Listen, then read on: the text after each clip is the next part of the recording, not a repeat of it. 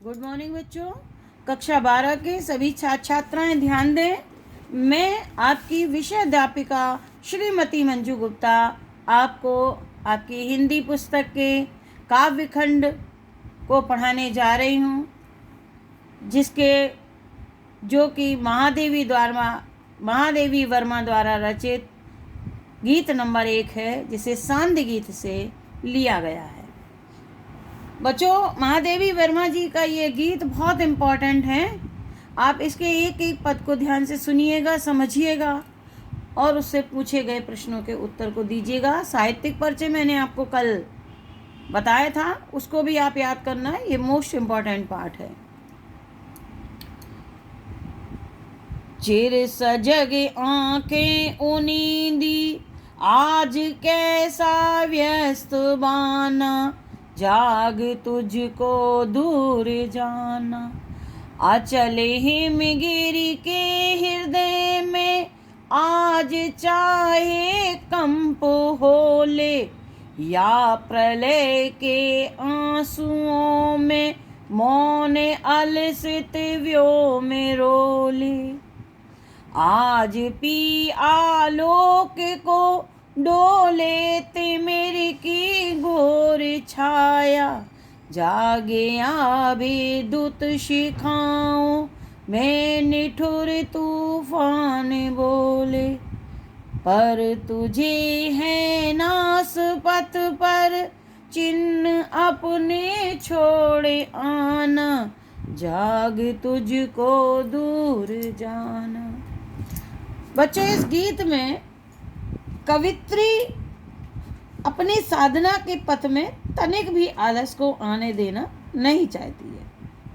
वे अपने प्राणों को संबोधित करते हुए कहती हैं, चिर सजग। चिर माने हमेशा, सजग माने जागरूक, उनीदी माने आलस से युक्त, उनीदी माने आलस से युक्त, व्यस्त माने अव्यवस्थित, व्यस्त माने अव्यवस्थित, बाना माने वेश, हिमगिरी माने हिमालय, विद्युत शिखा माने बिजली की तार, व्योम माने आकाश, अलसित माने अलसाए।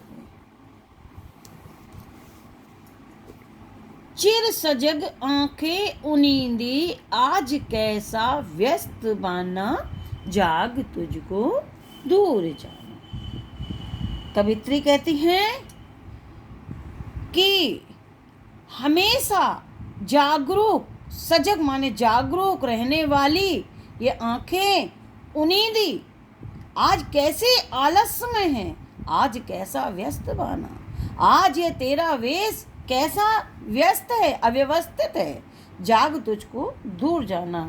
हे प्राण, जाग, आलस को त्याग, क्योंकि तुझे अपने लक्ष्य की प्राप्ति हेतु बहुत दूर जाना है। अचल हिमगिरी के हृदय में, बच्चों ये लाइनें अंडरलाइन है। अचल हिमगिरी के हृदय में, आज चाहे कंप होले,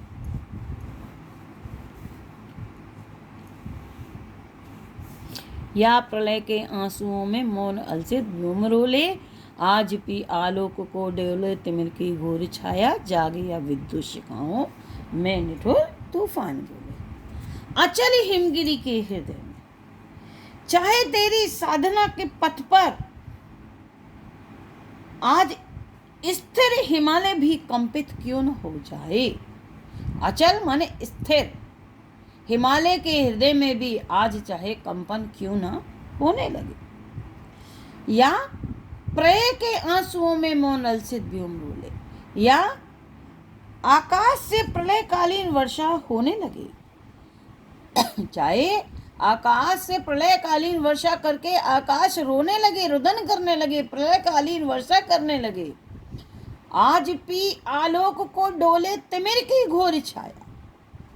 महादेवी वर्मा जी कहती हैं, और चाहे आलोक माने प्रकाश को, तिमिर माने अंधकार, चाहे साधना के पथ पर अंधकार प्रकाश को क्यों ना निगल जाए और उसकी छाया क्यों ना बिखर जाए, चाहे घनघोर अंधकार प्रकाश को क्यों ना निगल जाए। जाग या विद्युत शिखाओं में निठुर तूफान बोले, चाहे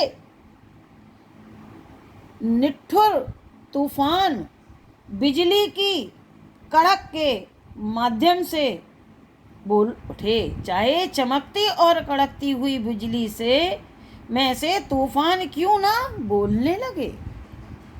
फिर भी हे प्राण, पर तुझे है नासपत पर चिन्ह अपने छोड़ जाना। फिर भी इस विनाश बेला में भी तुझे अपने चिन्हों को छोड़ते हुए चलना है। साधना के पथ पर कभी भी विचलित नहीं होना। महादेवी वर्मा जी फिर पुनः कहती हैं, जाग तुझको दूर जाना, कि हे प्राण अब तू जाग जा, क्योंकि अपने लक्ष्य की प्राप्ति हेतु तुझे बहुत दूर जाना है। फिर से एक बार अंडरलाइन की व्याख्या लिखेंगे, कैसे अगर आ जाए तो लिखेंगे इसमें, महादेवी वर्मा जी अपने प्राणों को, आलस को त्यागने के लिए उनको संबोधित करती हुई कहती हैं कि चाहे आज स्थिर हिमालय भी कंपित क्यों न हो जाए, या आकाश से प्रलयकालीन वर्षा क्यों ना होने लगे, क्या आकाश क्यों ना प्रलयकालीन वर्षा करके रुदन क्यों ना करने लगे, और चाहे अंधकार प्रकाश, घनघोर अंधकार प्रकाश को क्यों ना निगल जाए, और बिजली की चमकती कड़कती हुई बिजली में से तूफान क्यों ना बोलने लगे, पर इस विनाशकारी पथ पर तुझे अपने सफलता के चिन्ह को छोड़ते हुए आगे जाना है। साधना के पथ पर विचलित नहीं होना है।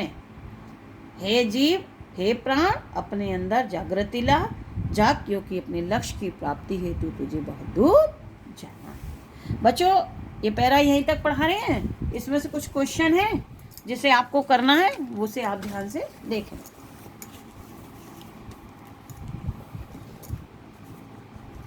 ये आपका गृह कार्य है। पहला प्रश्न है, पद्यांश के पाठ व कवियत्री का नाम लिखिए। पाठ का नाम लिखा है गीत एक, जो सामने गीत से लिया गया है। कवित्री है महादेवी वर्मा। लो मैं यहाँ लिखे दे देती हूँ, महादेवी वर्मा। ठीक है। दूसरा, रेखांकित अंश की व्याख्या कीजिए। मैंने आपको वो व्याख्या अच्छी तरह से समझा दी है। तीसरा प्रश्न है, इन पंक्तियों में कवित्री ने किसे संबोधित करते हुए अपने हृदय के उद्गार को व्यक्त किया है। उत्तर लिखेंगे कि इन पंक्तियों में कवित्री ने अपने प्राणों को संबोधित करते हुए अपने उद्गार को व्यक्त किया है। चौथा है, निरंतर जागरूक रहने वाली आंखों से कवित्री क्या कह रही हैं। निरंतर जागरूक रहने वाली आंखों से कवित्री कह रही हैं कि हे प्राण, निरंतर जागरूक रहने वाली आंखें आज आलस युक्त क्यों हैं, तुम्हारा ये वेश आज अस्त व्यस्त क्यों है, अव्यवस्थित क्यों है।